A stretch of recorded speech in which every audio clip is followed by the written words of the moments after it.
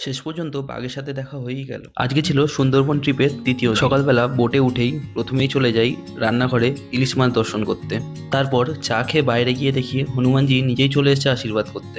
জঙ্গলে বাঘের খোঁজ করতে করতে আমাদের ব্রেকফাস্ট চলে আসে। তারপর চলে যাই সজনেখালি ওয়াইল্ড লাইফ সেঞ্চুরি ঘুরতে। বনদেবীর আশীর্বাদ নিয়ে গাইডের কথা মতো আমরা ধীরে ধীরে এগোতে থাকি। ছোটবেলায় সুন্দরবনে যে গাছগুলো সম্বন্ধে পড়েছিলাম সেগুলোকে সামনে দেখে বেশ ভালোই লাগছিল। ওয়াচ টাওয়ারে উঠে বাঘের দেখা না পেয়ে আমরা আবার বোটে চলে আসি।